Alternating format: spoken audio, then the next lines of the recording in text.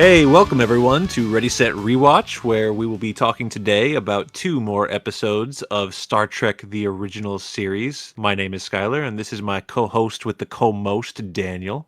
Hello, that's me, the mostest. Daniel, are you ready to what fucking episode do we watch? Are you ready to talk about the apple? Yeah, man, I guess. I was trying to think of something clever, but I couldn't remember a specific quote. I watched this episode like 2 weeks ago. You could Today have, we're talking about you should have referenced that part where the guy punches a melon. we'll talk about my purple space melon. That part's really sad. We're talking about the apple first, and then we're talking about the Doomsday Machine. And let me tell Ooh. you, one of those ones sounds more familiar than the other. Yep. One of them is, I But think, quite a bit better than the other. unfortunately, we got to talk about this one first. So Yeah. let's jump right Let's just get right into into it. season 2, episode 5, the apple. The apple. So the apple starts on a planet called Gamma Trianguli 6, which is If the you most say so. Futurama-ass planet name I've ever heard in my life. It really does sound like that, yeah. Kirk, Spock, Chekhov, and 3 red shirts who do have names but won't matter beam down to. Can I Yeah. tell you? I wrote down Kirk, Spock, Chekhov, a lady, and 2 dead guys beamed to a planet. Yeah, pretty much. They beam down to a planet that has a red sky and a whole bunch of plants growing out of what appears to be either sand or the driest, shittiest soil anyone's ever seen because it's on a soundstage. Immediately afterwards, Bones and 2 more people, 2 more red shirts, Bones brings 2 more dead guys. brings down 2 more future corpses. And he says, "Oh man, it's really beautiful here. All the plants are great. I'm gonna move here. I'm gonna settle down." And then Spock grabs a handful of sand and is like, "This is the best soil I've ever seen." And I was like, "No, it's not. No, it's not. You can tell. You can tell that No, dirt ain't it's- never seen water." When the soil is the most fertile, it looks the most shitty. That's how it works. Spock also says that the planet is kind of perfect. He says the entire planet is roughly 76 degrees year round from pole to pole. That's what I'm talking about. And Chekhov then says that it makes him homesick for Russia. No, sir. No. That's not what y'all got going on over there. I didn't see a single bear or guys juggling really heavy clubs and going up, up, up, up, up, up. I think he's just like saying stuff full of shit because he's trying to mac on this lady over here. He is, and oh man, and McCoy seeming to like not mess with Russia, even though it's the far, far future where everything's supposed to be perfect, is like, it's nothing like Russia. It's like the Garden of Eden. And Chekhov's like, yeah, man, that was right outside Moscow. I don't think that's true. But right as our team is about to leave to go to a local village, a plant turns and surprise, it's a needler from Halo, and it shoots a bunch of spikes into a guy's chest. And Security Officer Hendorf is killed immediately.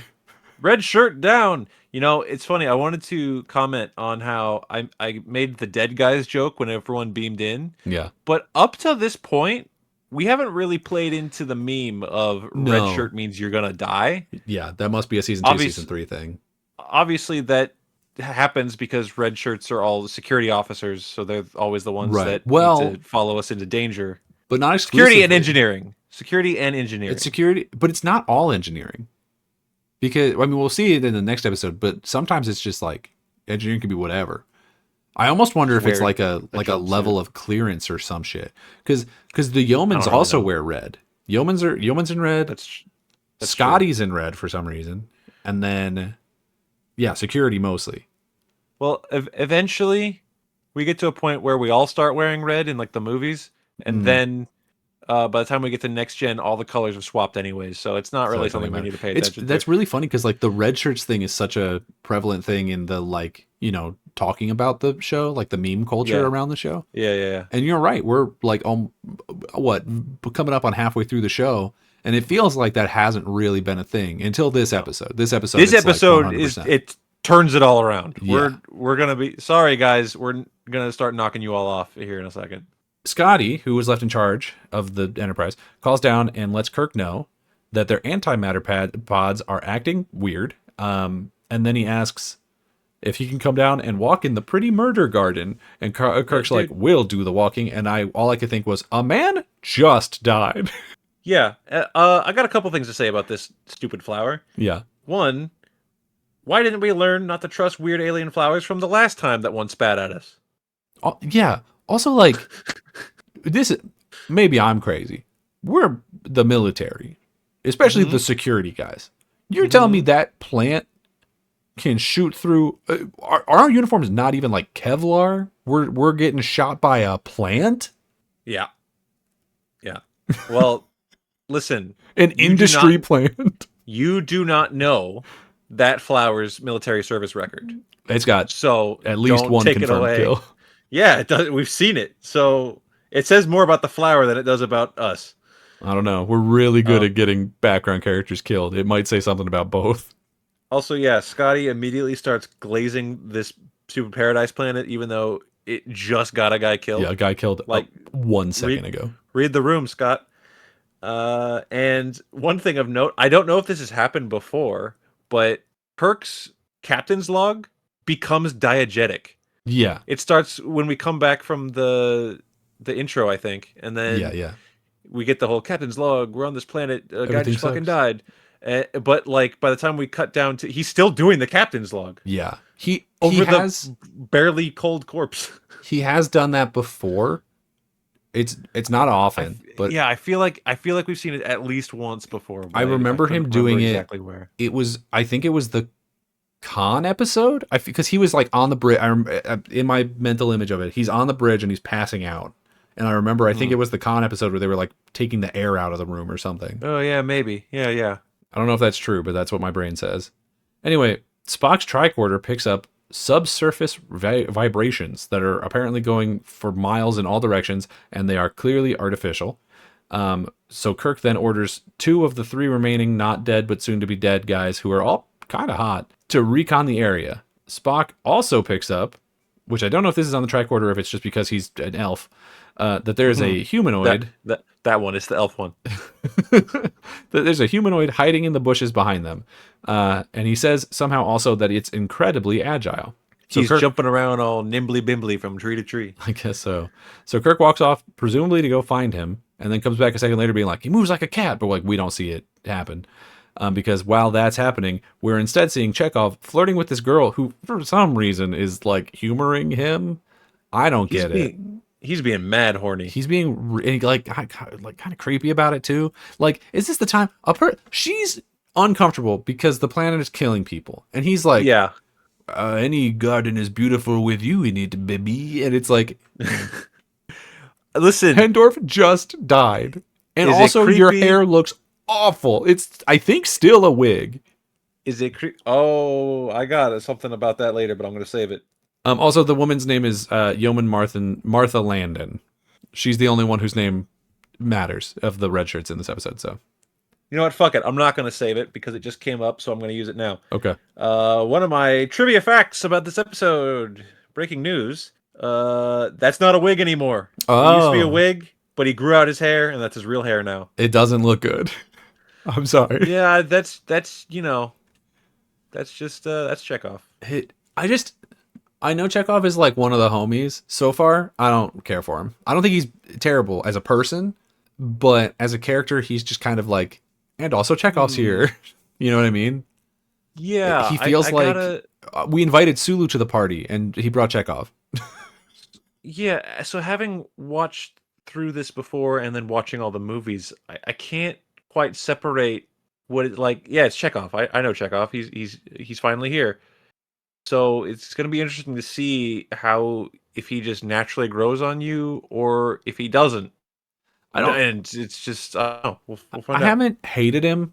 He hasn't done anything. He's being creepy with this lady, but she seems into it, so it's not like that big of an issue. Once again, I think that's just what flirting was 60 years ago. Yeah, man, maybe. He just hasn't done anything to like endear me to him. You know what I mean? So the jury's still out. We could get 4 episodes from now, and he could be one of my favorite guys on the team. Because Scotty was my favorite guy on the team until he started flirting with that girl. So that's true. Stop flirting. And you know what? Kirk's at his best when he's not being all molesty. So yeah. Although sometimes when he's flirting with girls and he like is treating them okay, it's nice. Hmm. I like a romance. I just don't like when it's creepy. Yeah, fair enough. Do you think you would like Chekhov better if you watched him be horrifically tortured? No. Okay. Don't worry about what I just said. Uh-oh. We already saw him get horrifically tortured. Did we? Yeah, he was in the punishment tube.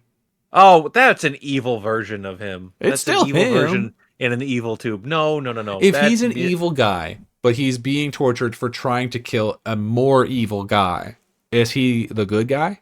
It was an evil universe. They were all Okay. Nazis or something. We're not. That was a mirror. That's not him. That's Mirror Chekhov is a different character than Vanilla Chekhov. Okay. You're right. You are right. Anyway, so they keep moving towards this village. But Spock, on the way, finds a weird rock, which he then immediately snaps in half. And he's like, this rock sucks. But then he throws half of it and it explodes like a landmine. And I went, why did it not explode when he snapped it in half? Boy, let me tell you, What's the science on that? violently, like over his knee. He's Also, like, hey, Captain, check this out. yeah. And also, if it did explode and he just like didn't die about it, it wouldn't even be out of place in this episode. Oh, we're gonna get into that. Anyway, Kirk says something about paradise being full of landmines, which is fair. But everyone at this point seems to be still kind of enjoying it. And I'm like, no, man. Hey, We're getting stalked. A man got shot by a flower, and the rocks are bombs. We when are it's not comfortable here. when it's constantly 76 degrees outside, you're willing to let a lot slide. I guess so. That's why so much horrible shit happens in Southern California. So Scotty calls down from the ship to say that there's something on the planet that's making their antimatter pods inert, which also is affecting a lot of the systems on the ship. Bones, well, immediately after that conversation ends, Bones is like looking at one of the needles that he pulled out of Hendorf, the guy who just got killed by a plant. And he says it's covered in poison. And as he's showing it to Kirk, another flower turns to shoot him, but Spock jumps in the way and instead gets stabbed, but he's kind of okay. Like he collapses and passes out for a minute, but like he also is just kind of fine. Yeah, so it's the weird thing happens here where Spock gets theoretically killed the same way that the other guy died. Right. And then Bones kind of just runs up and hits him with an EpiPen. Yeah. Well, but he And does say yes, I wrote my notes and then they do clarify. I was like, they better say that Spock survived because of his Vulcan physiology and not because Bones couldn't be fucked to help the other guy with the EpiPen. yeah. Yeah, because he says like if your blood was red instead of green, you'd be dead too, or something. Yes. But then And they I'm like, also okay. say when he's giving him the like hypo, he also tells him something like, or he tells Kirk because Spock's still unconscious at the time.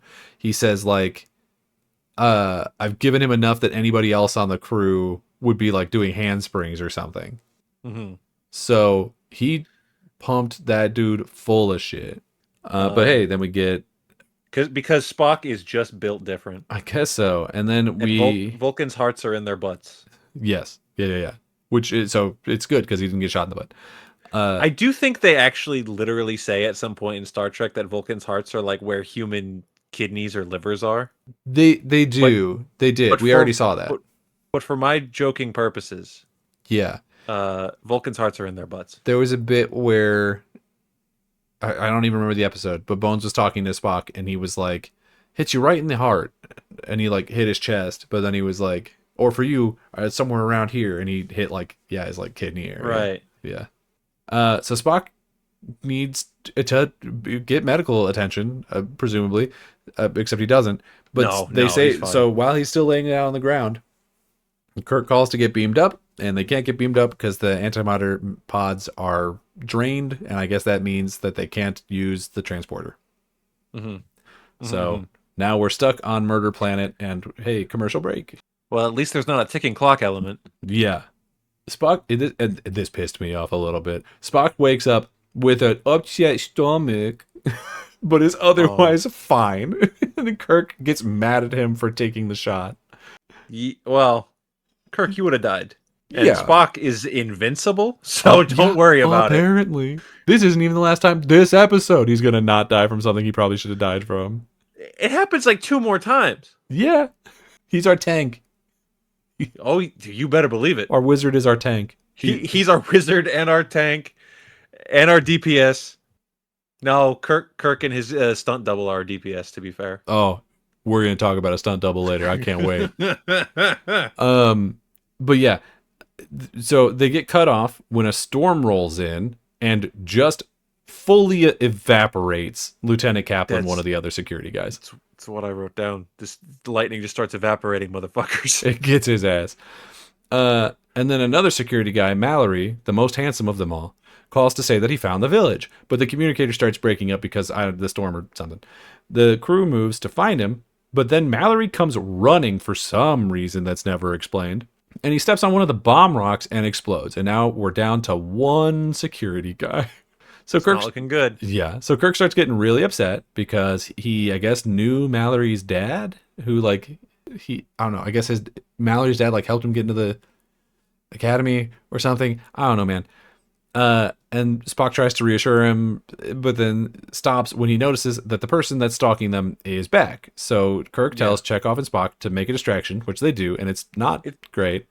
It's a little the Kirk thinking about his newly dead people moment. It's clunky, but it's just someone in the writing process was like, we need to take at least half a second and let everyone know that Kirk does give a shit. Right. Yeah. Because we're just dropping dudes left and right. So anyway, so Kirk tells Spock and Chekhov to do a distraction, which they do, but their acting is not great, but it does still work. So he circles around and he punches a man in the face and makes him cry. Immediately. But it's okay. Makes him cry. Because the guy he punches has the second worst spray tan I've ever seen in my life. And a really I know who the first was. And really bad fake toupee-like hair. And he's wearing white eyeliner to cut through the spray tan. So it makes it look like he was just wearing little goggles when he got the spray tan. He looks a mess. And he's also wearing this weird wicker skirt thing that the spray tan is leaching onto. Mm-hmm. The edges of it are red, and we're gonna see little other people who have the same thing going on, and you'll see occasionally there's just a handprint in the middle of their skirt or whatever from where they put their hand down. Yeah. They're this is the first of all the locals that we meet, and they are tall people. But they have very much Oompa Loompa vibes to them. Yes. Yeah, you didn't even talk about his stupid little Well, I was about to. It takes a minute for them to notice it. But I also wanted to say, it kind of feels like he's doing a Native American impression, which feels bad. They're obviously going for some sort of Native or Aboriginal people type thing, because he has little, I don't even know what to call them, symbols painted on his face that look like, I don't know how to describe it. Maybe you know how to describe it. Not really. It kind of makes you think of the paint that an Aboriginal or a Native American would paint on their face. Sure, yeah. But I think they really only did that traditionally at ceremonies or as war paint. So I don't know, man. And this is just squares. It's random geometric shit. It doesn't really look good. It honestly looks more like white girl going to a rave than anything else. Yeah.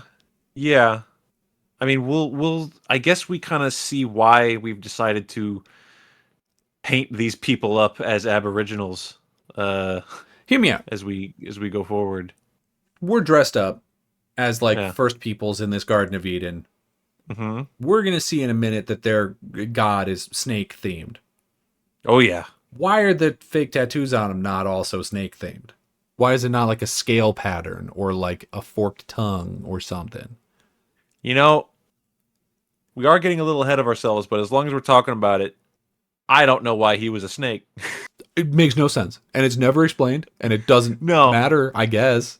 no. Well, okay, we do know why it's a snake in the writing sense. Oh, well, Yeah, okay, because the Garden of Eden. Yeah, right. yeah, But in but they don't. universe, no fucking idea.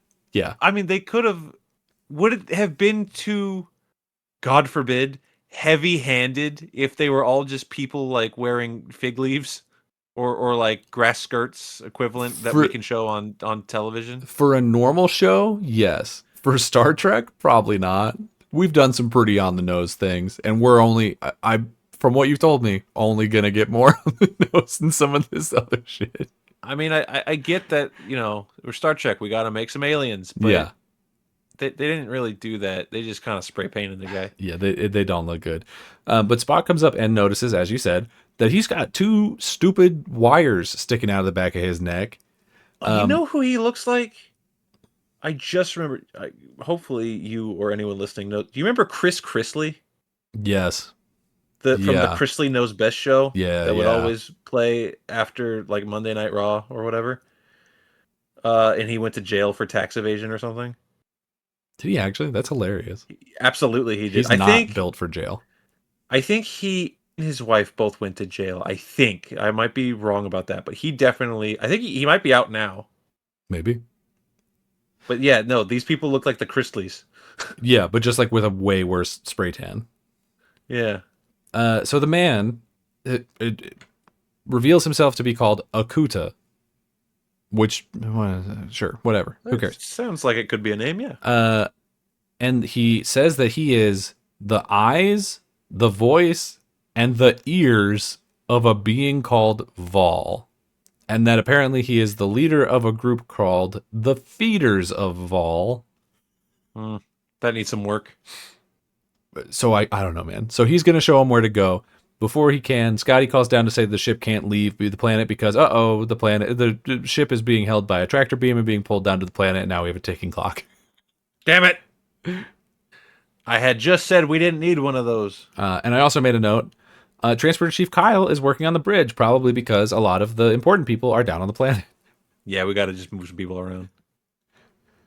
Kirk demands to see Vol, so Okuda takes them to the snake version of the Cave of Wonders from Aladdin, but made out of paper mache. Man, I was thinking of like Legends of the Hidden Temple. That's a better reference. That looks more like that.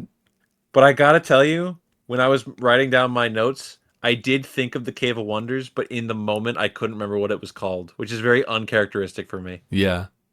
Yeah, that is true. You're definitely a knower of Disney things. And it's a level in Kingdom Hearts. What are we talking about? Yeah, come on, it's a boss fight even. Yeah. Oh, you're right. That's so embarrassing. Anyway, Spock takes a reading of the evil snake cave and he says, it goes underground. And I went, no shit, it's a cave. No shit, it's a snake. It's got a snake all the way into the mountain. So anyway, Kirk believes that means that it leads to whatever energy source is holding them there. Spoilers in advance, we're never going to fucking see it. No, Whatever's in there, we got no fucking idea. We don't go in there. So Spock like tries to move in a little bit and is shot, I think, or like bounces off, but it looks like he gets shot. There's a force field.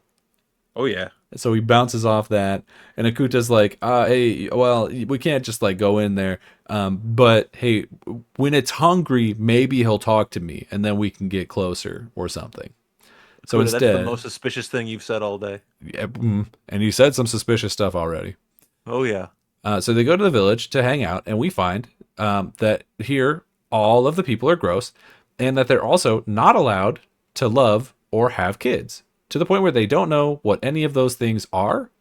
And when described to them, Akuta calls children replacements. Yeah. Which is weird.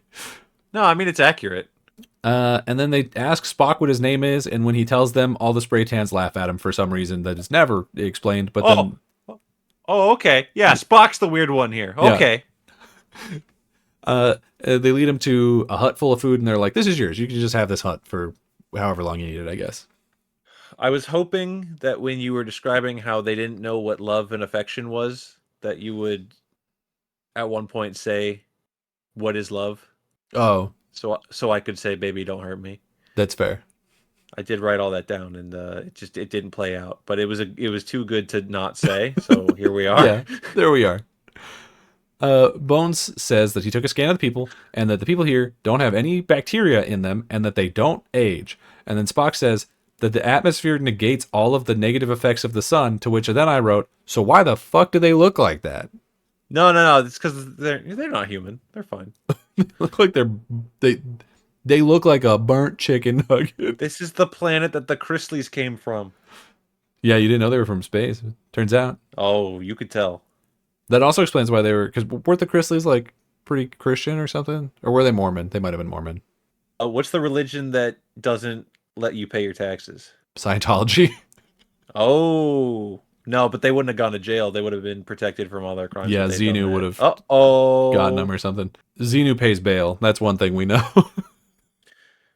We're making enemies left and right on this podcast. It's okay. I'll fight the We're calling Scientologists. all guns. Suddenly, all the people fuck off and they start throwing food into the snake's mouth. And we learn that the energy that Vol is using on the Enterprise has been getting weaker over time. So they have to feed the cave fruit to. I don't understand what the like energy here is, but I guess fruit becomes power. I also don't really understand what Done. Vol is. I don't know. I thought that it was at first. I thought it was going to be like a play because Vol is spelled Vaal according to the subtitles. Yeah, and I thought it was going to be like a play on Baal, like the demon, like from the Bible, which it probably is, but they never really say anything about it. you think Hollywood writers read the Bible? The whole episode's about the Garden of Eden.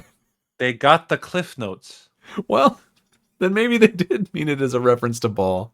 Man, I don't want to get hung up on little details because it doesn't matter. But It doesn't. like, No, no. Yeah. it's a snake cave that presumably has always been here and has like kind of brought upon these little people to help him Yeah.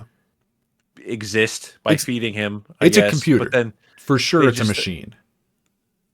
They do say that the like atmosphere and everything is, but then what? They're feeding it fruit.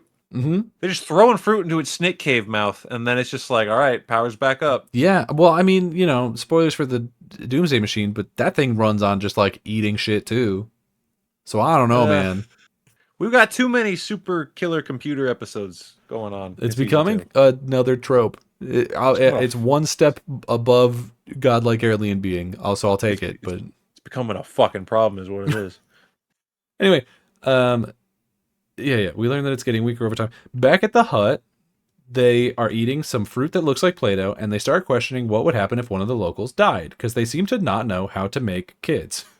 Because having sex is forbidden. Right, and they joke Another reason why Kirk needs to get the fuck out of here. Which but that brings me up to two questions. Number one, yeah, Spock says that they would like presumably in that situation, if they needed more people, if Vol needed them to have more people, he would teach them how to bone or something. Yeah, that's weird. But yes, the people had a name for kids. They call them replacements, which implies that someone did die and need to be replaced at some point. So they know. Maybe they just like conceptually understand, like, oh well, naturally, if Akuma, Right. if Akuma If died, Akuma from Street Fighter died, if Akuma died, which he would never do, no, you can't. Then we would need to replace him with something because Akuma gathers the fruit from those trees over there, and we need the fruit from those trees over there to feed Vol.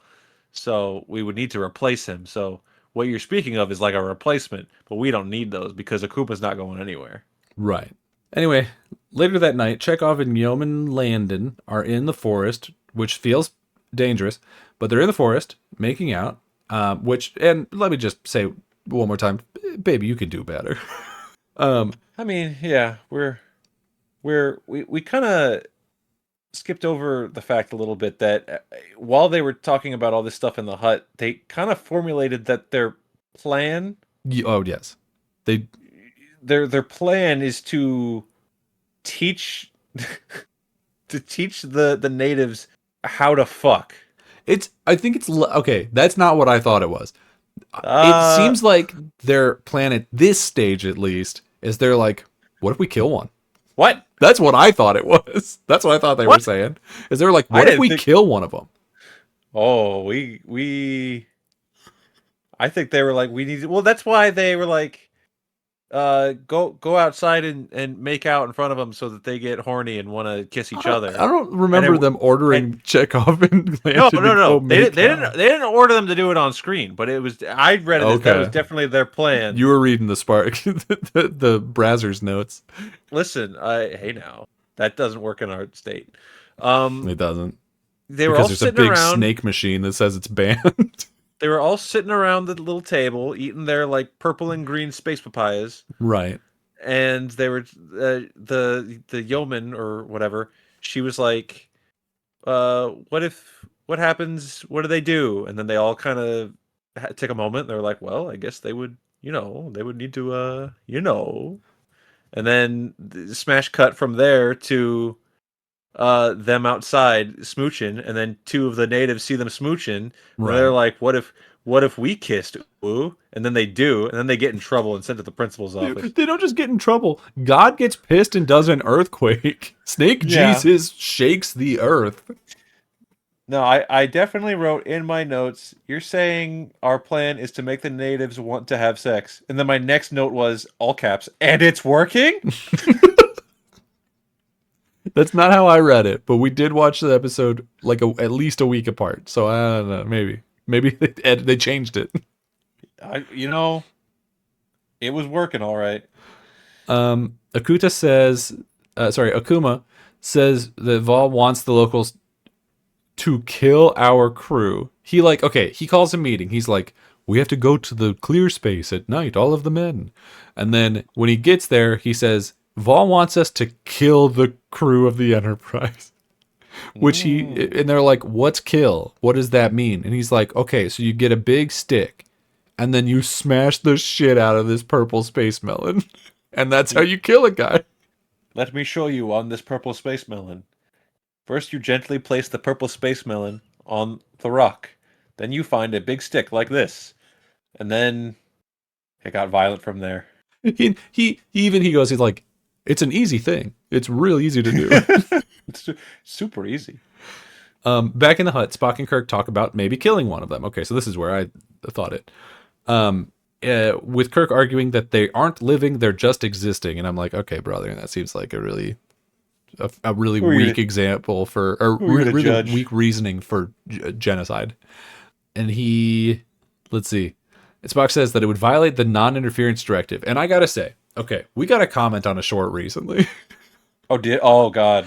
It was on the Return of the Archons episode where we were like, why are they dressed different? Why have they dressed different to go down to this planet I remember. when they've never done it before? And the guy was like, it's the Yeah. Prime Directive. They can't let them know that they exist. That was the comment. Uh-huh. To which I said, what about... thing we break all the time? I was like, what about every other episode, including Yeah. this one? Yeah. I love the insinuation that we don't know what the Prime Directive is supposed to be. Right. No. It's that the show doesn't. We get it.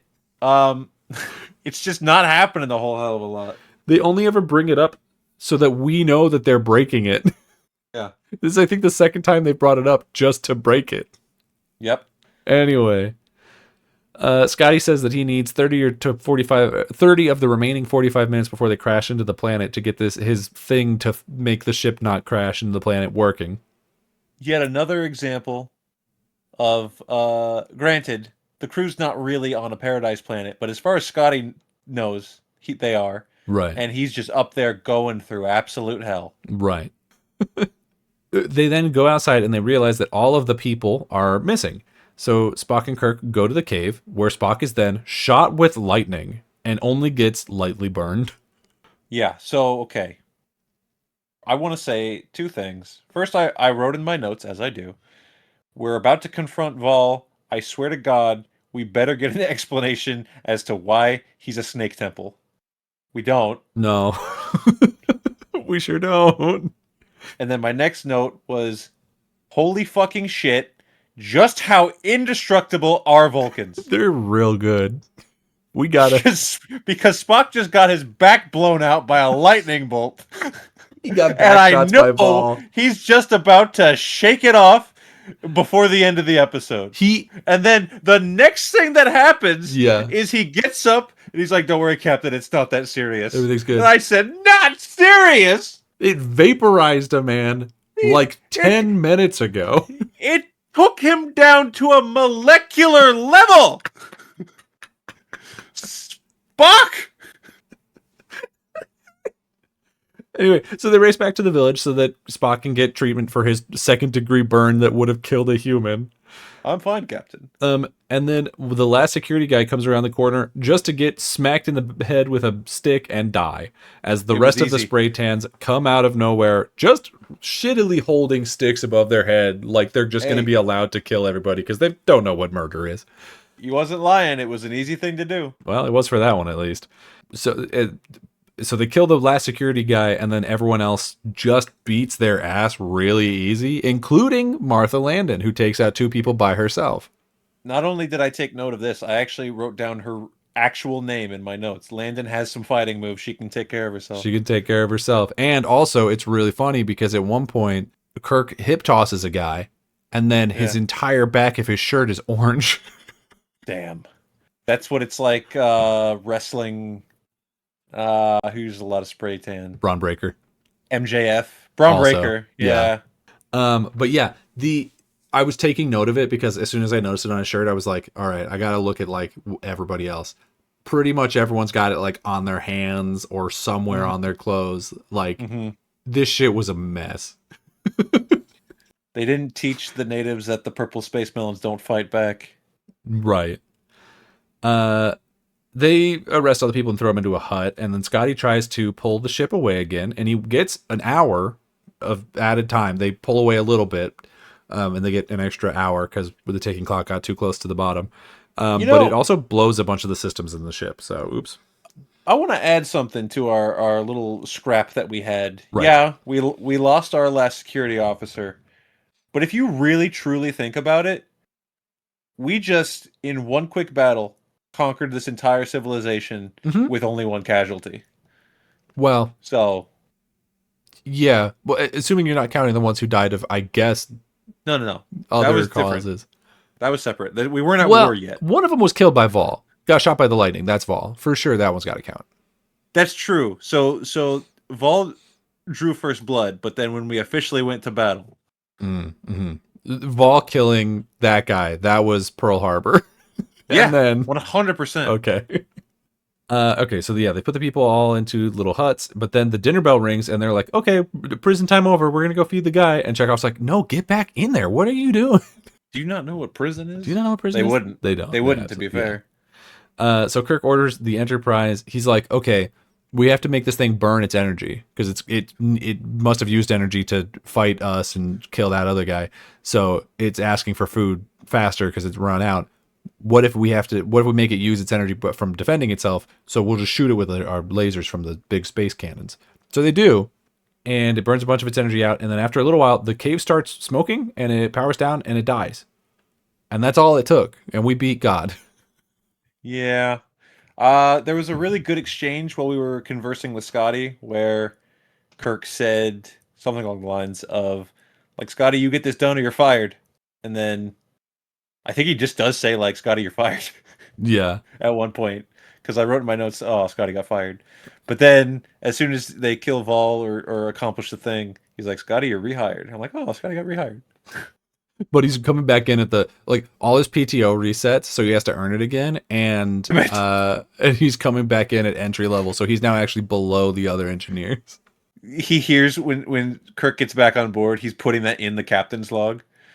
Engineer Scott has been fired and rehired, so naturally we need to take away all of his benefits. Take away all his vacation days, put him back on 90-day probation. Meanwhile, Scotty's still, like, actively, his body's smoking because of all the shit he had to go through, like the vents he had to climb through to fix everything up here. Yeah. Anyway, so Spock declares Vol to be dead. Scotty says that they can fix the ship now, so they start doing that.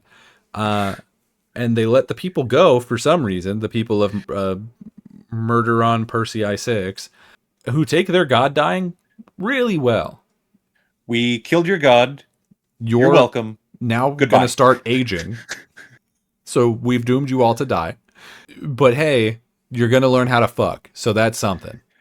Yeah, you trade immortality for having sex. So, Sure, I guess. They do say that they're going to like leave people there to like help them learn things, but all I could think is like this is a society help, of like 12 people who don't help them know learn. Help them anything. learn how to have sex. Yeah, they don't know anything. This society is screwed. And even if not, this culture's dead. Like the thing that made the culture what it was is literally dead. These 12 people are No, going they. to be raised in the ways of the Federation. They're just going to become Federation goons. So to direct respond to that motherfucker who said that Prime Directive shit on that short. Yeah. What about now, you piece of What shit? about now, motherfucker? Where's the prime direct? Where's your precious prime directive Where's now, your fucker? precious Prime Detective now, you fuck? You bitch. You fucking shit. I don't know how much of this is staying in. It's okay. That guy surely only watched the short because if he watched the rest of the episode, he Oh, would have known what we were definitely. talking about. No, yeah, of course. Um, but yeah, Prime Directive just completely fucked on this one. Back on the ship, our three leads, Bone, Spock, and Kirk, argue about if they did the right thing, which I mean, they did the right thing to protect themselves. And so, like, I'm okay with it. And also, I kind of hate those people. So I'm not mad that their culture is dead. And so will they soon be. I mean, But, like, you did just destroy a culture. Like, that's what happened. yeah, but it was an evil snake temple culture, so I mean, you know, it's a give and take out here. Yeah, I'm not mad about it, but that is what happened. So, Um, you got some trivia for me? Tell me about snakes. What's your favorite snakes? well, first I want to say that this episode tries to cover an awful lot. Yes. Like, it kind of starts out with like Kirk having to carry out this menial duty at the cost of his crew's lives, but then we switch over to what is like having humanity without love, or like life without love, I guess. Not even just physical love, as we talked about through, we joked about many times, but like they literally didn't know what love was.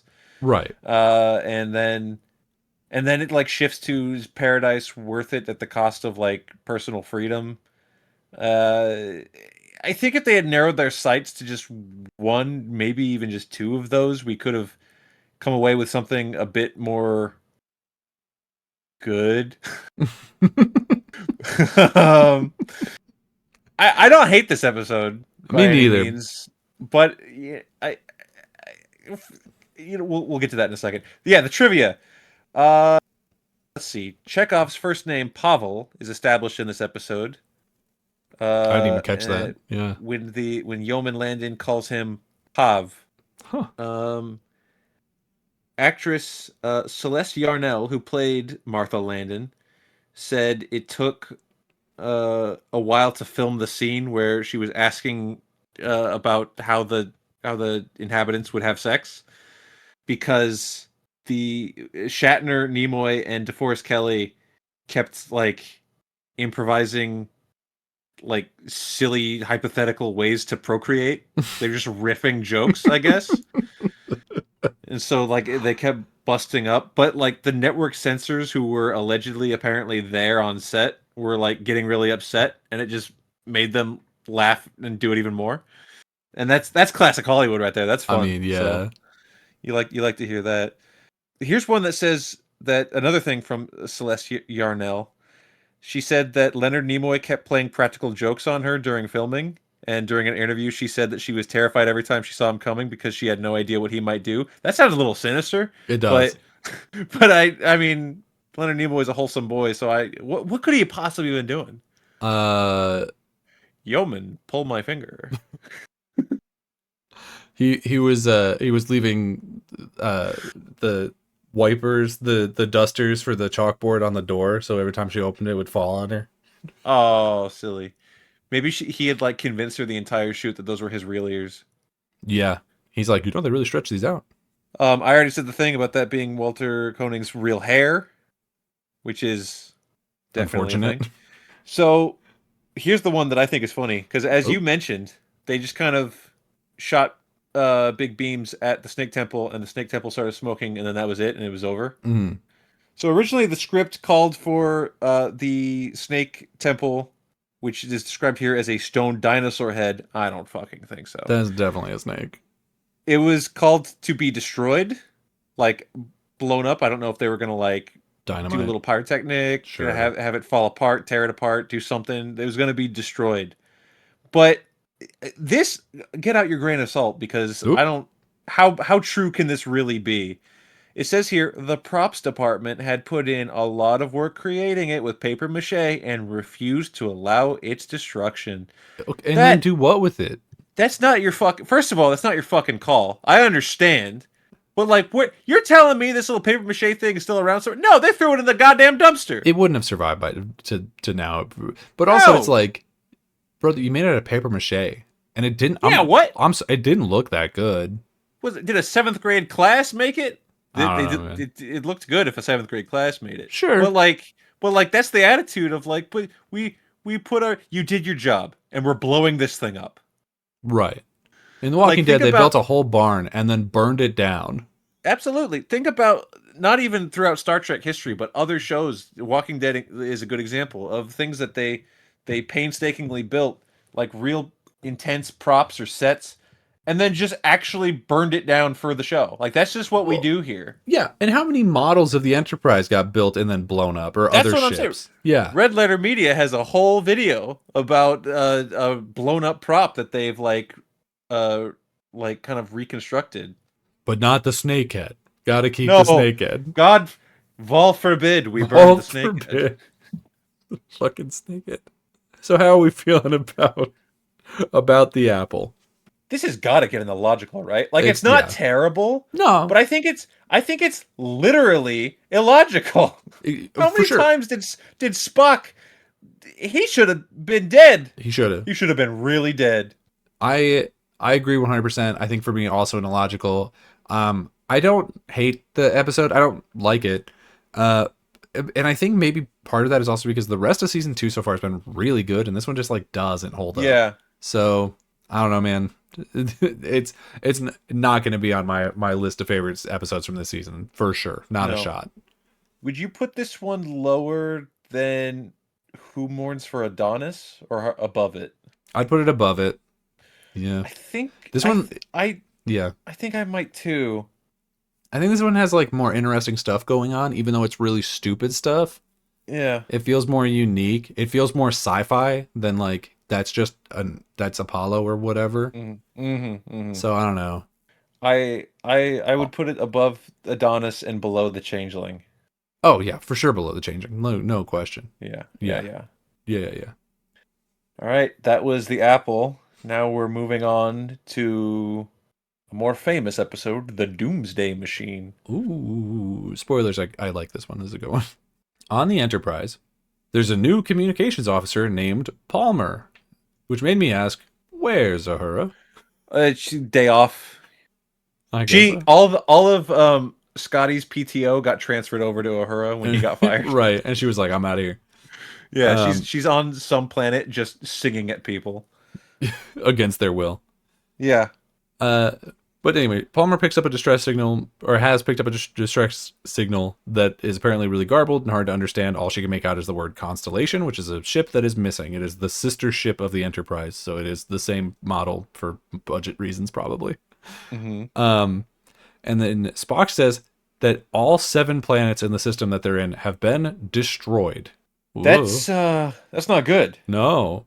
That's yeah. They then find another system that has been almost entirely destroyed but has 2 planets remaining. And in that mostly destroyed system, they find the Constellation. So they enter red alert and approach. And then we get our intro. That's a good open. Intense, concise. Yeah. Here we go. They scan the Constellation, finding no one on the bridge. And so Kirk takes a team over, including himself, Bones, and Scotty. And a couple of just random people who are, they call them the like recovery team or something like that. They're supposed to make the Constellation operational enough to tow back to get repairs, I assume. So over on the Constellation, they find that the engines, and I think this is pretty cool. Them going through like a destroyed version of all the sets they already have, kind of Oh, fun. absolutely. That's super cool. They find the engines ruined. Well, the warp engine's ruined. The impulse ones are apparently mostly fine. The phaser banks are completely exhausted and need to be recharged, but there's no people and no bodies on board. So That's that's spooky. it's spooky. Kirk wonders if they beam down to a planet, but Spock is like, none of the planets could sustain life. They wouldn't have done that. That's crazy.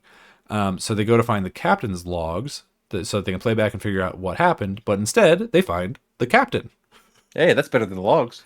They find Commodore Matthew Decker, who looks like shit and is almost non-responsive. So Bones shoots him with a hypo, which then brings him around a little bit, but not enough to make really any sense. And Kirk, they start listening to the logs a little bit that just are like talking about how the planets are being destroyed. And at the time, there's still 4 planets. So Kirk orders the remaining logs to be beamed over to the Enterprise. And Decker tells them that when the ship went critical, the crew was all beamed down to the 3rd planet and died when the planet was destroyed. Seems like a bad idea. So they beamed down. He said that they're on the 3rd planet, and Kirk, I think, says there is no 3rd planet, and Decker just like starts crying. He's like, "Well, there was." It's really funny, kind of. Laughing at this man's tragedy. This man's, I mean, he deserves it, as we'll find out. Decker describes the thing that did it, and he says that it's miles long and eats planets with an anti-proton beam that cuts chunks out of planets and then eats Good it. God. Galactus. A little bit. Spock calls over to Kirk saying that the destroyer was likely, well, he's still on the Enterprise, so he's reading the logs. So he says, according to the logs, the like not log, I guess not the logs. It's not people who said it, but it's the reading. He's like reading the readings that the ship had made before. I don't fucking anyway. Yes. He knows. I understand that the thing that's destroying the planets, is some big ass robot from probably a dead civilization that eats planets for fuel, and then Sulu charts where it is and where it's been going, and they say that it's heading straight towards a pretty heavily populated part of the galaxy, Rigel specifically. Yeah, not great. Kirk calls it a doomsday weapon and says that it was probably never intended to be used, like the H bombs, which but in the 60s we'd already used one of them, so we kind of used them. We already used 2 of them actually. We used them. So they start towing the Constellation, and then Bones and Decker beam over to the Enterprise for Bones to take a look at Decker in the medbay. But when they get there, the ship is entering red alert because the planet killer, which looks like a big glowing fleshlight, is now pursuing them. I am so excited. I'm saving it till the end, but I'm so excited to tell you how they actually made this thing. Because there is a real life object that they used to model this, and I'm gonna save it. It's a reused model from the original Dunes big sandworm. Every once in a while throughout the episode, whenever we see it, just throw in another guess. Okay. Okay.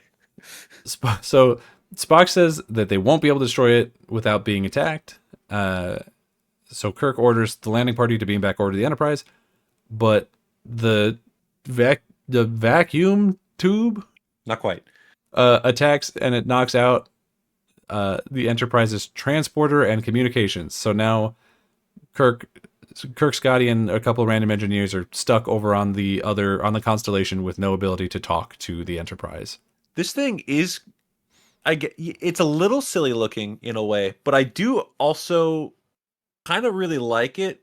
The way it's just this big open maw floating, and it's going to shoot this big beam. It reminds me of Monstro. And I'm not just saying that because he flies in space in Kingdom Hearts. He just looks like the big, because of that. No! I'm saying it because he looks like a big killer thing with a big open mouth. Yeah. Kirk orders Scotty to fix the engine, and Washburn, who's one of the engineers, to fix the view screen so that he can see what's happening, because there's not windows on a starship. You need a TV, I guess. Yeah, that's true. Yeah. The Enterprise is able to outrun the machine, which is one of those bugle corn chips that they painted. No. Damn it. But I'm enjoying this. And Decker starts talking like he's in charge. But Wow. Spock says the thing won't attack ships beyond a certain radius, so they should circle around outside of that radius to pick up the constellation. At which point Decker starts throwing a hissy fit and demands that they attack the machine.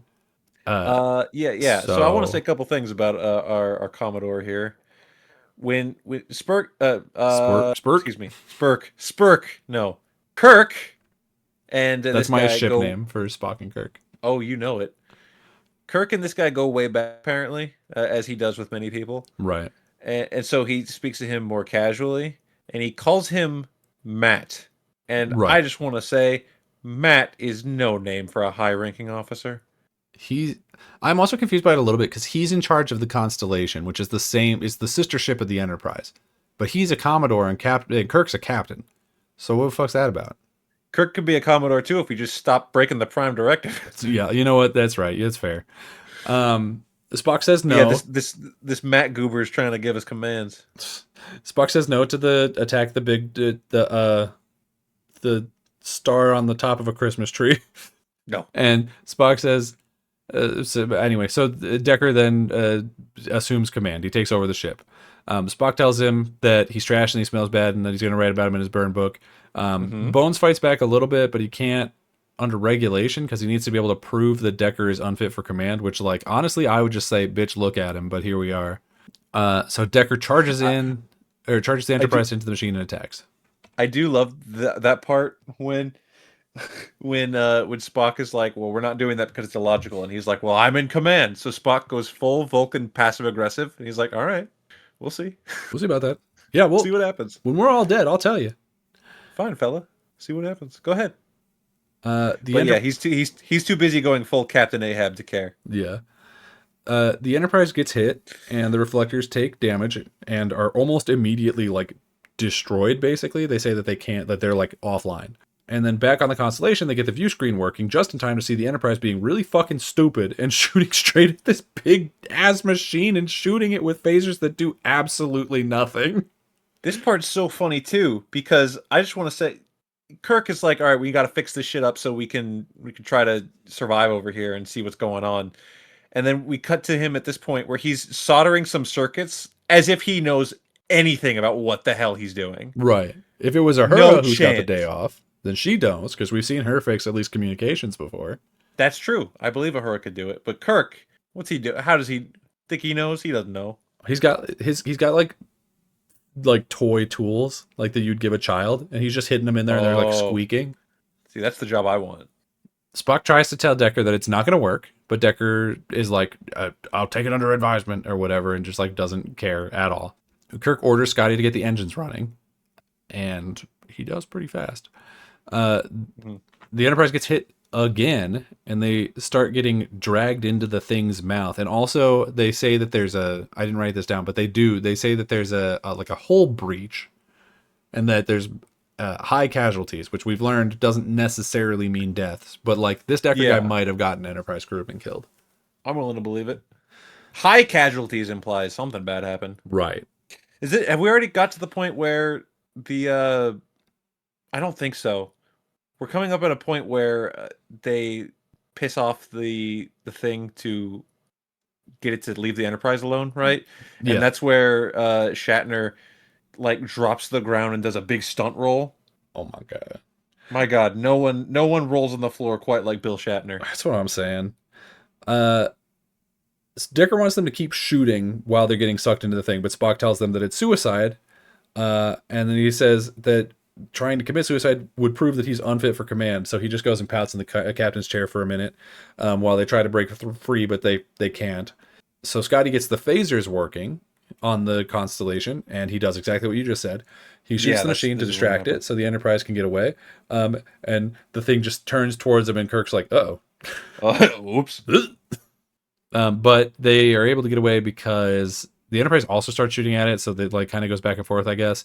But also it stops giving a shit about them and just starts eating like debris from the destroyed planets to refuel a little bit, which just gives the R2 ships a chance to talk. Kirk finds out.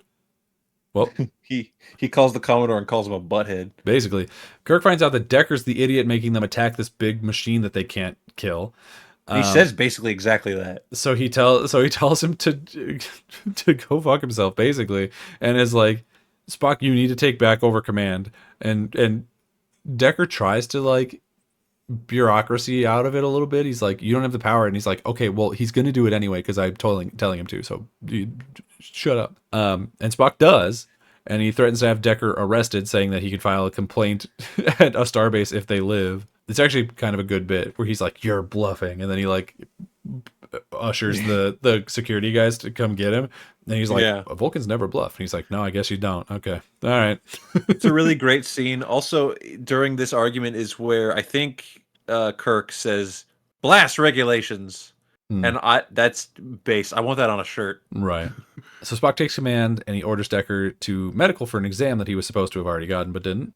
Back over on the Constellation, Scotty tells Kirk that they have communications, one phaser bank, 1/3 impulse power, and some deflectors working. So they plot a course to meet up with the Enterprise. We can work with this. Yeah. But back on the Enterprise, on their way to medical, Decker overpowers the security guy, leading him there. All right. But with the old turn into a different guy technique. I can't. His summon stunt fighter jutsus. Yeah. I can't stress this enough. I popped. This ship has the worst security. So bad. They should have just sent both guys, honestly. We can't do shit. No. Man, I don't even know what else to say. Other than the amount of times that we're like, big beefcake security guys, your job is to take this guy to the brig and hold him there. Like, yes, sir, we've got guns. There's no way he could. And he got away. He beat us up and got away. They should put Martha Landon in charge of. And you know what? This isn't a super soldier. It's not a robot. No. It's not even an alien. It's an old man who tries to backstage politic his way into the captain's chair. Right. Now, it does look a little bit like he's on meth, which might give him a little bit more strength, but not that much. Oh, shit. When Bones gave him the hypo earlier, is this the shit from the last episode? Yeah. That he was like, this is going to make Spock do handstands. Yeah, it must be. Guess so. He got him tweaking. Damn. Decker then runs to the hangar and steals a transport, which he then flies straight into the mouth of the machine because he, I guess, wants to die with his crew, and he thinks that flying the ship in there is going to also do damage to the thing, which, like, it does a little bit, but not really. It does. Yeah, the ship doesn't even have guns. What do you think was going to happen? What I was thinking while this was happening was, seems like a bad idea. Right. I'm willing to let him go through with it because Kirk is really upset. But I'm only willing because I didn't know this guy is a not crazy person. So, I mean, Kirk is welcome to his own feelings. And then he just goes in there and dies. Mm-hmm. And I don't know why he thought that would work. He only ever saw one movie, and it was a really old movie. It was Independence Day. And Can I tell you something? Yeah. When I was looking for the trivia for this episode, yeah, one of the ones at the bottom of the IMDb was some guy had said this might have been the inspiration for Independence Day, where Randy Quaid flies up into the thing, and that comment had so many thumbs down. No, there's no shot because Randy Quaid made it look cool and good and smart because it worked, and this fucking idiot. Hello, boys, I'm back. That's the only time Randy Quaid was ever cool. I mean, and then he died. Oh. Anyway, Sulu says that there was a slight dip in the machine's power emanations, and they think that it was caused by damage that the transport ship did when it exploded inside the thing. So they're like, it kind of worked. It was like barely perceptible that it dropped off, but like, yeah, I guess so. And then Kirk's like, I've got an idea. We can't drag this piece of shit Constellation with us. We're gonna blow it up. Because it'll blow up like what was it, like 97 gigabombs or some shit? A big explosion. Yeah, he's blow like, them up. If we blow up the warp drive, it'll do real big boom. It'll do 5 big booms inside the maw of the fleshlight. Boom, boom. Boom. So Scotty rigs up a bomb with 30-second delay on it that they'll arm right before they beam Kirk aboard. But they Scotty, send Scotty over maybe a first. 60-second delay would Yeah, be honestly. nice. But they send Scotty over first to the Enterprise, and when he gets there, he's like, it like takes extra long to beam him over, and he's like, "What the hell's going on? Why is everything broken?" They're like, "We got shot by a big machine guy."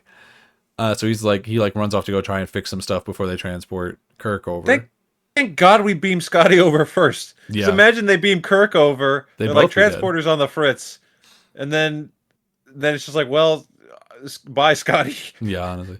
Kirk pilots the Constellation into the machine's mouth and he arms the bomb, but the transporter blows when they try to bring him over. So Scotty climbs into the Jefferies tubes and fixes some stuff just in time to get Kirk aboard. Kirk runs to the bridge just in time to watch the explosion, a big blue explosion go off in the thing's mouth, and the machine die. Wow. And then as a little post-battle scene, Spock and Kirk decide basically to mark down that Decker died a hero and leave out the part where he was a huge asshole. And they also wonder if there's any more big murder machines floating around. To which I was like, well, this is already the second one you've run into if you count Nomad. Yeah. So Yeah. I'm going to say Absolutely. probably. Absolutely. There's every other random encounter is a Doomsday Machine. Yeah. And that's our episode. So, That's the Doomsday Machine. Doomsday Machines are bad is the lesson. Yeah. This episode was awesome. It was pretty cool. Like we flew through it pretty fast because there was less nonsense to talk about. It was really straightforward. It's amazing how quickly we can get through episodes when they're straightforward, concise, and good. Yeah. Well, there's also just not a ton that happens in it. Like it really is just like this guy's being an asshole. We're gonna blow up this thing. Mm-hmm. We don't go to a lot of places. There's not a lot of like inner character drama. It's we have this problem. We have to solve this one problem, and we're out.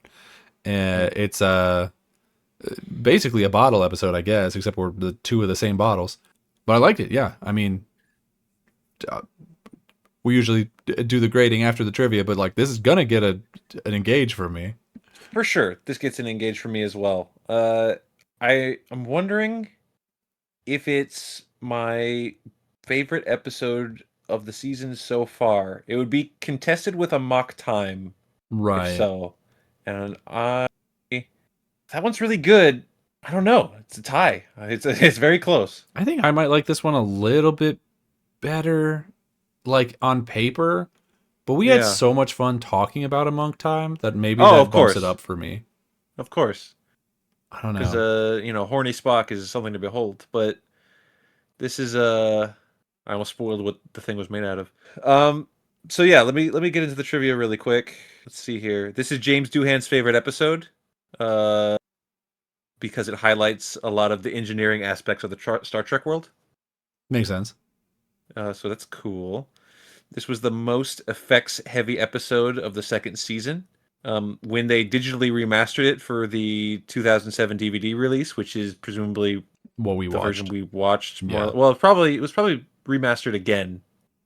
But I imagine it's the same digital effects. But the remastered version, the upgrade required nearly 200 new effect shots. Dear God. So Norman Spinred, who must have been the director of this episode, I think, or the writer or something, had to be somewhere on this because he was displeased with the model used for the Planet Killer. He said that he envisioned a doomsday machine bristling with all sorts of evil-looking weapons, like a Dalek, like a egg beater and a plunger or something. Like maybe, yeah, like a knife sticking out of one side and a corkscrew sticking out of the other side, and I wonder exactly Swiss what Army he meant. Doomsday Machine. Yeah, I wonder exactly what he meant by that. But instead, for budgetary reasons, the actual Doomsday Machine model was made by, any last guess? A bunch of fake press-on nails. They dipped a windsock in cement and hung it to dry. Yeah, I wasn't gonna guess that, but that is funny. That's crazy. as soon as you read that, you're like, that is what that was, huh? Yeah, that is what that looks like. Oh no, okay, so the director was Mark Daniels, so I don't know who Norman Spinrad was. Maybe the writer. If we were a good show, we would know that, but we're not. Director Mark Daniels finished the episode in 5 days instead of the usual schedule 6. He made a bet with the producers that he could finish the episode in 5 days, succeeded, and got a $500 bonus. Hey, pretty good. And then lastly, the actor who played Commodore Matt said his name is William Wyndham, and he said he did not enjoy working on the show. Okay, dude. He said, to be fair, there might be a little bit of justifiedness to this, and then also a little bit of him just being a dumbass. He said that during the filming, Shatner and Leonard Nimoy were apparently not getting along at the time, which made the set atmosphere tense. It might also explain why Shatner was on a different ship set the whole episode. Oh, if that's the case, they were really not getting along. Yeah, maybe. He also said that it felt like the episode was silly, so he purposefully overacted. That's the part where I'm like, all right, dude. If that's to be blended right in. Yeah. Let me tell you, we didn't notice. Didn't notice. Brother, there was a spray-tanned man praying to a snake last episode. You're not going to out-crazy this show. This is the part where you have to laugh at him. Right. Because he says, not until many years later did he realize that his character was a reference to Captain Ahab from Moby Dick. Brother, come on. Dude, did you read the script? I mean, maybe that's, no, because Ahab was a captain. I was going to say, maybe that's why he's a Commodore, but no, that doesn't make sense. Yeah, this is a good episode. It gets an engage. I think I'm leaning towards putting this above Amok Time. Just because of how concise it was. Yeah, and I like the big machine, and obviously the parallels of, like, you know, the everlasting effect of making what is essentially nuclear weapons. It terrorizes future generations that didn't even know this thing should exist. Yeah, and that's heavy, and it's good, and it still rings true today. Absolutely. What a fun one. Yeah, absolutely. I can't wait for the next episode to be about a bunch of guys who worship a fart or something. The next episode is Cat's Paw, which I don't remember, but might be one of the bad ones. Oh, no. Well, stay tuned for that, everybody. If you want to tell us all about whether or not Cat's Paw is a good episode, without spoilers, because we'll get to it, you can leave a comment about it on Spotify or YouTube. Those are the places we are. You can follow the show on Twitter at @RSR_POD. You can follow me on Twitter and Blue Sky at Daniel J. McGee. You can follow me on Blue Sky at Skylar8bit. And until next time, everybody, let's see what's out there. The game's just starting, the world's so bright. Jump right in, everything feels right. Let's play, take a trip.